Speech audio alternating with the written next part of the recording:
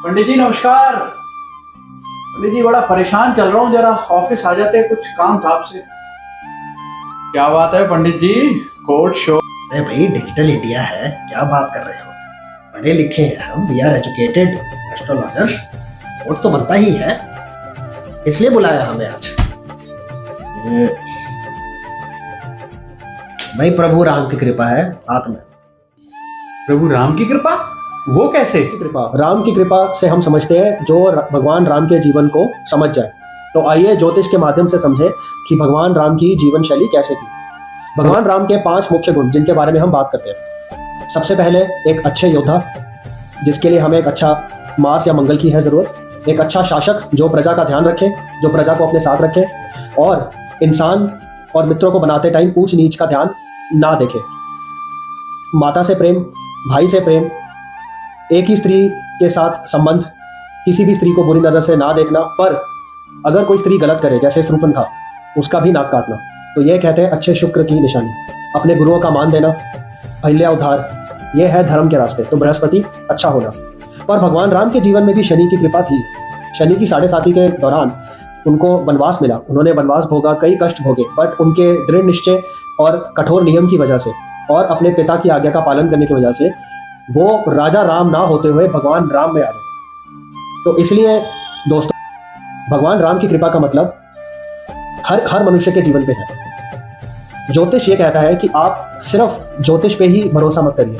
आपके कर्म उतने ही लाभदायक होने चाहिए, उतने ही डायरेक्शनल होने चाहिए।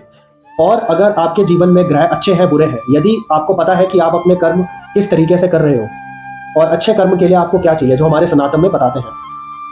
अच्छा शासक होना, प्रजा का ध्यान रखना, कोई आपके साथ बुरा करे उसको सही तरीके से बताना कि अच्छा क्या है और बुरा क्या है, अच्छों के साथ अच्छा, स्त्री का आदर करना, कोई स्त्री गलत करे उसको भी समझाना, और प्रजा के साथ अच्छा व्यवहार करना, सात्विक भोजन करना, सात्विक रहना, यही जीवन की कला है। भगवान राम का 500 साल बाद मंदिर बन रहा है और हम सभी इतना खुश हैं।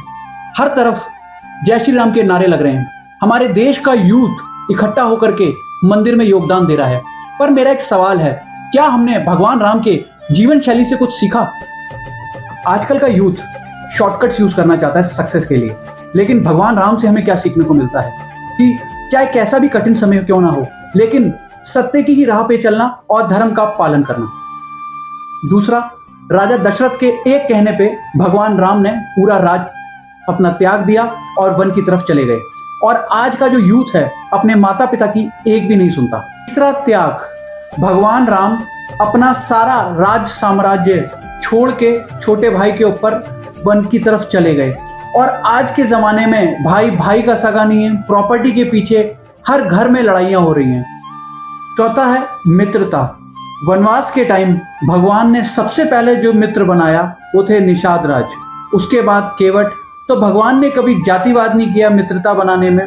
भगवान के जो मित्र थे पशु पक्षी भी थे, और 2 भाई बाली और सुग्रीव, उन दोनों में से जो धर्म का पालन करता था भगवान ने उसको मित्र चुना।